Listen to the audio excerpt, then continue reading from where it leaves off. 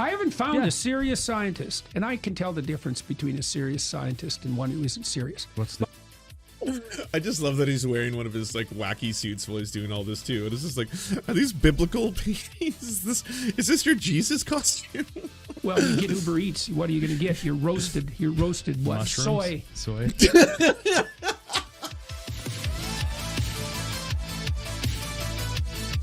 And you think, well, there's no such thing as hell. It's like, have it your way, buddy. Can't you just, call the poor victims what they want? It's a byproduct of neural activity. It's why isn't your solar plexus conscious then? Man has a point. Yeah. I mean, sometimes it does feel like the old penis bone is conscious, but yeah, that's just science. You can't have a wood-burning fireplace. It's like, so what these bloody nature worshippers. Oh my, everything's coming to an end. We have to act like there's an emergency. We have to lock everything down. We have to take everything from everyone. Why? So I can be seen to be the savior of the planet. You have to use pronouns. It's like, fuck you. I'll tell you why I love that. Because he used multiple pronouns in that sentence. He might not realize it. There was a lot of them, right? Let's go backwards. I think maybe even a grand total of 3. You, buddy. Fuck you, buddy.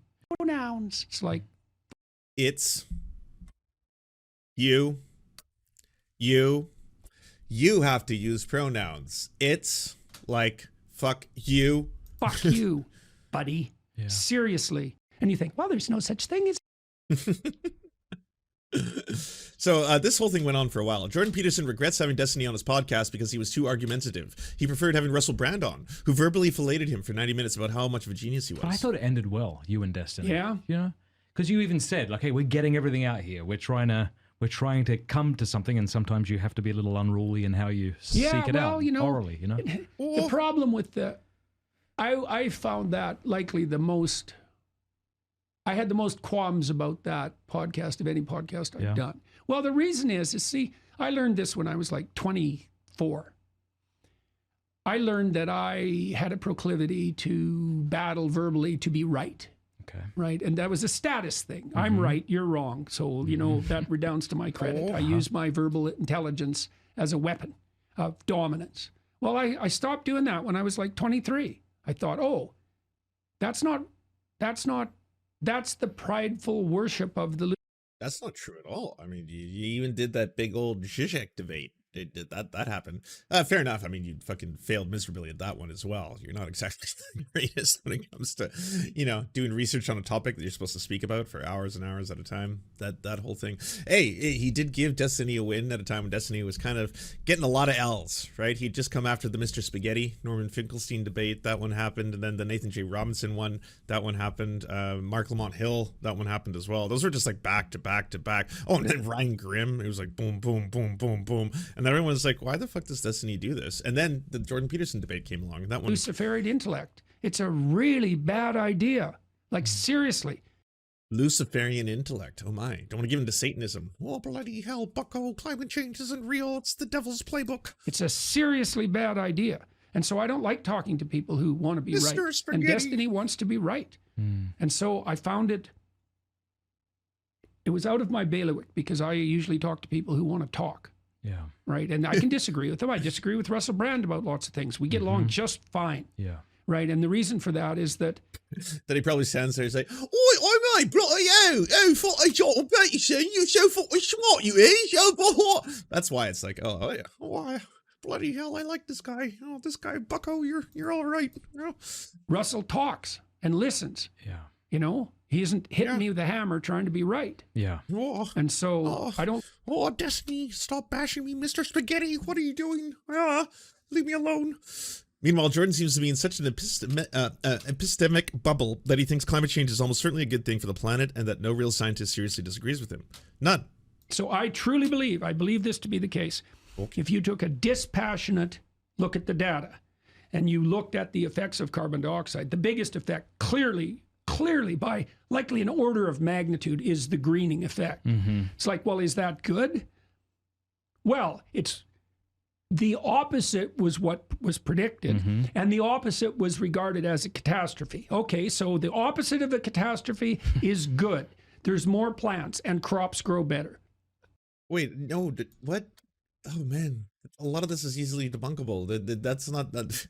So one of the really big problems with a lot of the climate models that were made is that they are in fact actually coming true, and that there is this problem where we will have a negative feedback loop in which yes, polar ice caps and a whole bunch of different things that are reflecting sunlight suddenly can melt. That prevents more heating. If there is suddenly a deposit of say methane, and that is released, that has far more contributions to global warming than CO2 does by magnitudes of order. The whole thing is, and all this is coming true, by the way. A lot of these models and predictions we're now finding out are, yes, they did not lie to us. The scientists were telling the truth, and the scientists are sad now, and the ones that didn't glue themselves to buildings being like, do fucking something, are now like, the Guardian is reporting, are experiencing vast amounts of depression and hopelessness, because they're like, I guess, yeah, we're just gonna watch the train go off the cliff, the boiling of the frog, so to speak. I've never heard anyone make a credible case against that particular perspective. So I've talked to a lot of people now, a lot of very good scientists about climate change. And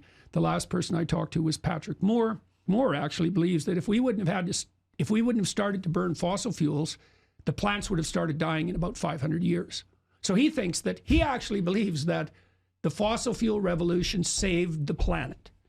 I haven't found a serious scientist, and I can tell the difference between a serious scientist and one who isn't serious. What's the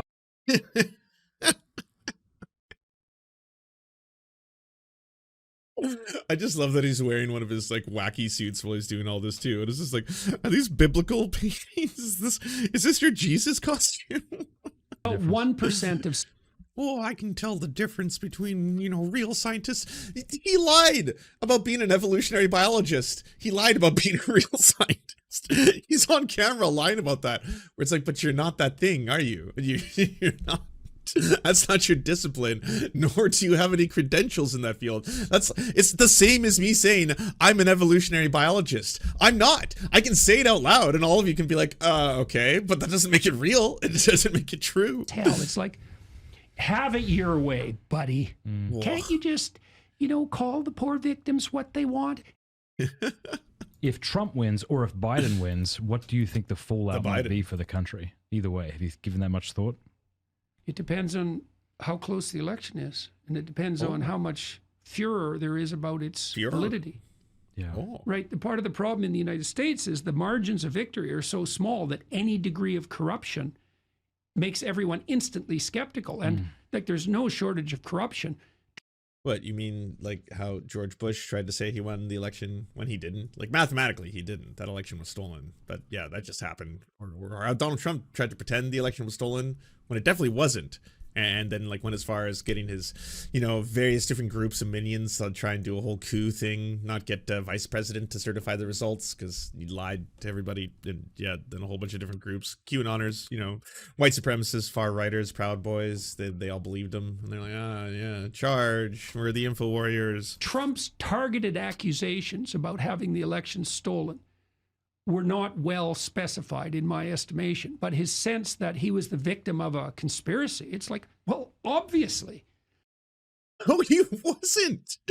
He spread a conspiracy. What are you talking about? Obviously. I mean, the proof is in the pudding. And they say that. Pudding. Is the proof actually in there? Have you ever looked into the pudding? Have you put your hands into pudding and seen the proof? Just the... So many men with pudding and no proof. It's abominable. Suppression of the Hunter Biden laptop story alone probably cost him the election. That was appalling. What are you talking about? Did you think that was going to, like, the dick was so mighty, it was going to move the pulse? It's so many people who didn't otherwise know about it. All of that crew, if you were a right-winger, if you were a Trump supporter, if you were a MAGA person, that's all you heard or talk about. Like, it's all your media, your ecosystem, the Breitbarts, the Fox News, the Newsmax. That's all they talked about. Just 24/7 ad nauseum, or the Signal, Glenn Greenwald shit. They were talking about Hunter Biden's hog all day, all night. Just because it wasn't available on Twitter, because it was deemed revenge porn, and the Twitter files have revealed this dark secret, that didn't sway the election. Like, the people who already wanted to know about it knew about it. They know extensively about it. They've looked at it multiple times. And the people who didn't, they don't care. The moderate, the independent voter, they're not swayed by this story and this story alone.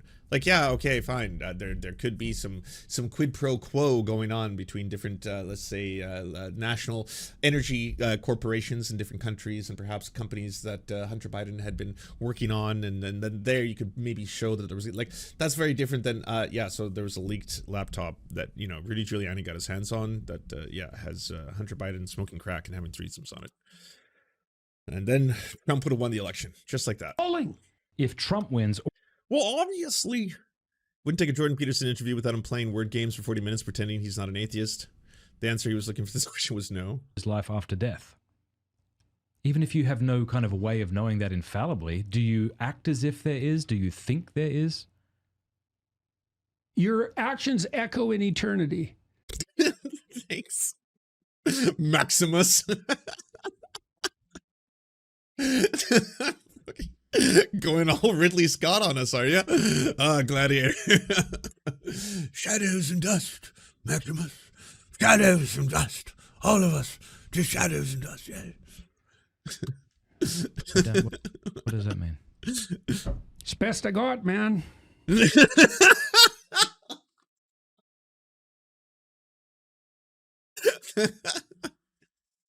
Give him some time. Let him open up Easy Quote. You give that man Easy Quote. Don't be cruel. Give him Easy Quote and let him get them quotes. Let him get all the lines from the movie. All right. What about the one about busy little bees? I love that film. Oh, there's a sequel coming out. Well, you get Uber Eats. What are you going to get? You're roasted what? Mushrooms? Soy.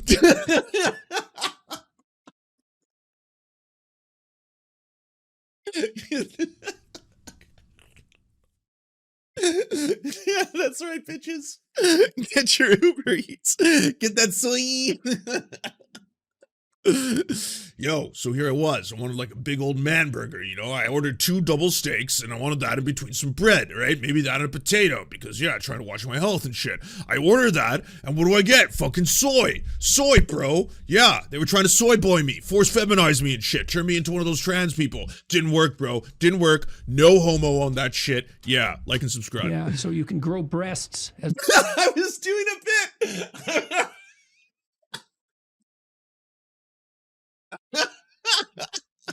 I was doing a bit. I promise you. On Chico's life, I did not pre-watch this. That's just, that's just soy. You know, order that DoorDash, get that soy. Goes right into the veins, I tell you. As a man. Yeah. Well, you get Uber Eats. What are you going to get? You're roasted what? Mushrooms? Soy.